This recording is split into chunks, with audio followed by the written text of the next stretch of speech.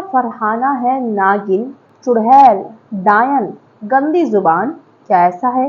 Big boss का promo आया है रैंकिंग टास्क वाला ही, जिसमें बिग बॉस ने पहले फरहाना को ये बताया है कि उनको बोले गए हैं ये चारों शब्द, गंदी जुबान, चुड़ैल, नागिन, डायन।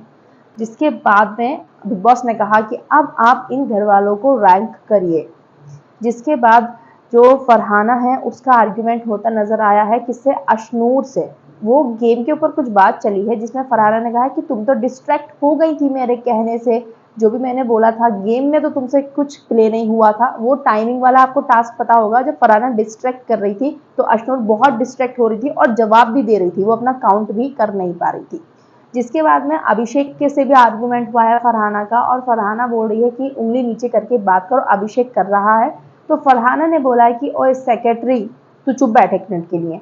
तो जो अशनूर है वो बोली ऐसे शब्दों का इस्तेमाल मत करो, ऐसे शब्द आपको बोलने की जरूरत नहीं है। लेकिन अशनूर भूल गई कि अभी कल के एपिसोड में ही अशनूर ने जो बसीर है उनको वाइस कैप्टन बोला था, और जब उन्होंने स्पोक पर्सन बोला था कुनिका जी ने तो वो बहुत हंस रही थी, तालियां बजा रही थी जब तो। और कल आज के एपिसोड में आपने देखा होगा फरहाना ने जब उनको बोला था छिपकली, तो उन्होंने बोला था उसको नागिन। फरहाना को उन्होंने नागिन बोला था जब फरहाना ने उसको छिपकली बोला था। और फिर बोलती है कि मैं ऐसे शब्द बोलती रही हूँ और ऐसे शब्दों का इस्तेमाल ना करें मेरे लिए, ऐसे शब्दों का ध्यान रखें। तो ये फिर एक तरीके से हिपोक्रेसी हुई ना। अगर आप बोलो तो कुछ नहीं, दूसरा बोले तो आप बोलो कि ऐसे शब्दों का इस्तेमाल नहीं करें। तो अशनूर को कहीं ना कहीं फिर फरहाना ने ठीक बोला है कि आप हिपोक्रेट हैं, आपकी पर्सनैलिटी बहुत हिपोक्रेसी से भरी हुई है। तो वो चीज निकल कर सामने आ रही है। मतलब आपने तो मन में पहले ही बना लिया था वाइस कैप्टन बोलूंगी मैं बसीर को, तो उसने सेक्रेटरी बोल दिया, तो फिर क्या हो गया? फिर सबका अपना अपना बोलने का मन है। कोई सेक्रेटरी, आपने वाइस कैप्टन बोला, उसने सेक्रेटरी बोल दिया।